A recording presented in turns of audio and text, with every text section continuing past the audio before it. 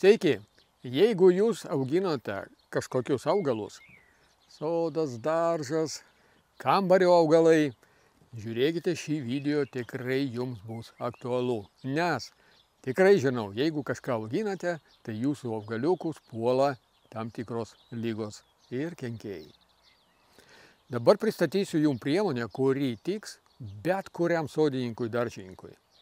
Jinai yra universali ir tinka visiems augalams. Nėra jokių apribojimų.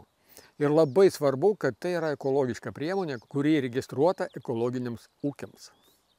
Jinai nepalieka jokių chemikalų kažkokių pėdsakų. Jinai netgi neturi karencijos laiko. Jūs galite nupurkšti iš ryto derlių, jau derlių. Jinai išdžiuvo, tą derlių nuplaunate po čiaupu ir iš karto valgote, nebijodami, kad kažką prarysite nuodingo arba duodate tiesiog savo vaikams. Čia inovatyvus produktas, kurio rinkoje kol kas nerasite analogų, bet ji jau yra išbandyta. Lenkijos ūkininkai jau išbandė, įsitikino jos veiksmingumo, naudingumo ir natūralumo. Būtent todėl ir išduotas tas ekologinis sertifikatas. Ir dabar jums paaiškinsiu, kasgi vis dėlto tai yra, kas yra viduje, kokia sudėtis, kam naudoti ir kodėl gali būti jums naudinga. Pirmin. Pirma, tai yra preparatas, kuris vadinasi Agro-ECA Protect. Kas yra ECA? Kodėl ECA? Nes ECA tai yra elektrolizuotas vanduo. Čia yra pirma iš sudėtinių dalių. Elektrolizuotas vanduo, į kurį truputį pridedama druskos, valgomos druskos, tik vanduo ir valgomoji druska. Padarome elektrolizę ir tada gaunama hipochloro rūgšties. Pasirodo, kad valgomoji druska, jos cheminė formulė yra natris ir chloras, NaCl, natrij chloras. O elektrolizė išskaido valgomąją druską į natrį ir chloro, hipochloro rūgštį. Ir čia prasideda įdomiausia. Pasirodo, kad tą būtent hipochloro rūgštį gamina mūsų organizmas. Ir dar pasakysiu net daugiau, kad mūsų organizmas be tos rūgšties neišgyventų, nes ta rūgštis dalyvauja mūsų organizmo imuniteto veikloje. Mūsų kraujo ląstelės gamina tą rūgštį tam, kad susidoroti su kenksmingais mikroorganizmais. Tai yra bakterijos, virusai, grybų patogenai. Ogi tai yra pagrindiniai sukėlėjai visų ligų ant mūsų augalų.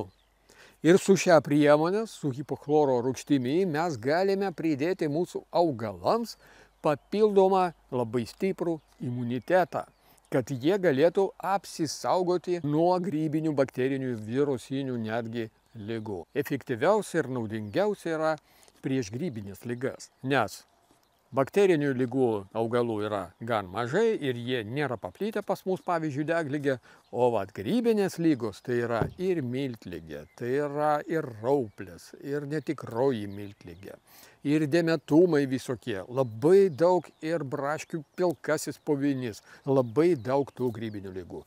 Ir mes duodame papildomą imunitetą mūsų augalams, dėka kurio mūsų augalai patys kuo puikiausiai gali apsisaugoti nuo tų nemalonių dalykų. Čia pirma sudedamoji dalis, o antra sudedamoji dalis tai yra ceolitas.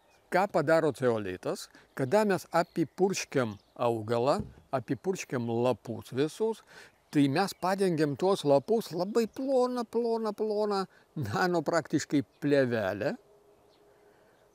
kuri stimuliuoja fotosintezę, stimuliuoja augalų pasisavinimą ir šviesos, ir maisto medžiagų, riboja augalo drėgmės praradimą sausros ir karščio metu, kas yra labai naudinga kartais, kada pas mus užeina sausra. Ir dar dėka tos plėvelės, pavyzdžiui, sulčius čiulpinti kenkėjai, pavyzdžiui, amarai arba erkės, tos plėvelės nemėgsta ir mažiau puola mūsų augaliukus. Ir greičiausiai, jeigu mūsų augalas bus apipurkštas, o kaimynų ne, tai jie tada nuskris tenai ir tenai darbosis, o mūsų augaliukai bus jiem nelabai skanus ir patogus. Todėl dėka ceolito mes galime sumažinti ir kenkėjų kiekį.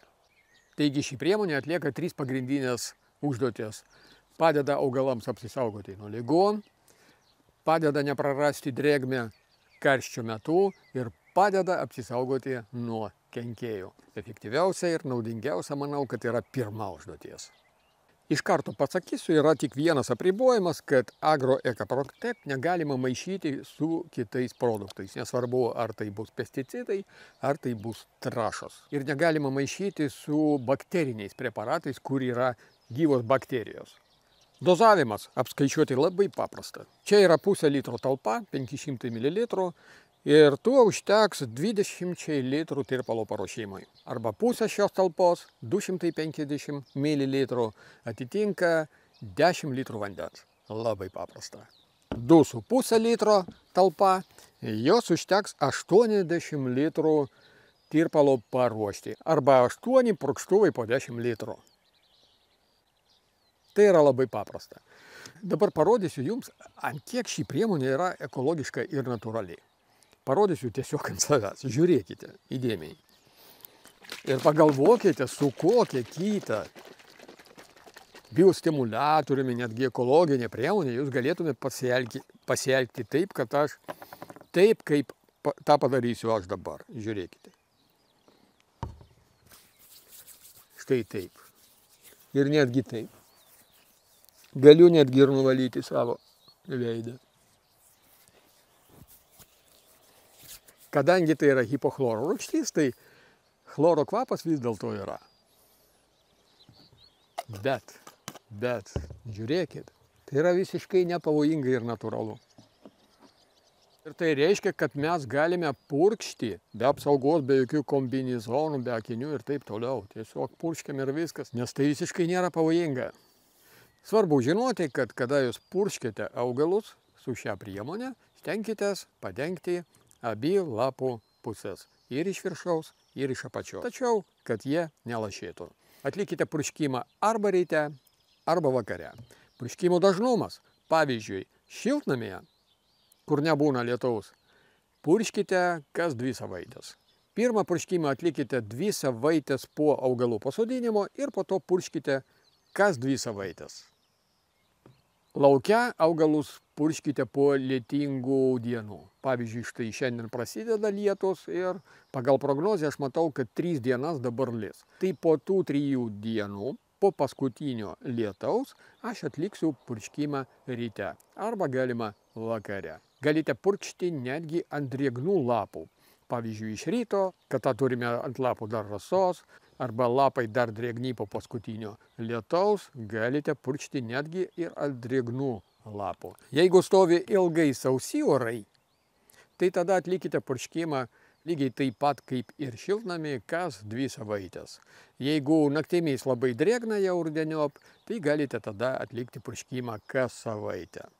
Taigi, jeigu jūs norite auginti natūralų, ekologišką derlių ir tuo pačiu metu, kad jis nesirgtų, kad jis būtų sveikas ir gražus ir ekologiškas, tai dabar užeikite į mūsų interneto parduotuvę, paskaitykite tenai dar daugiau informacijos apie sudedamąsias dalis, apie veikimą, apie hipochloro rūgštį, apie ceolitą. Užsisakykite šią priemonę, purškite drąsiai, nebijodami, kad pakenksite arba augalams, arba sau. Ir sėkmės sodinkaujant. Gero jums derliaus.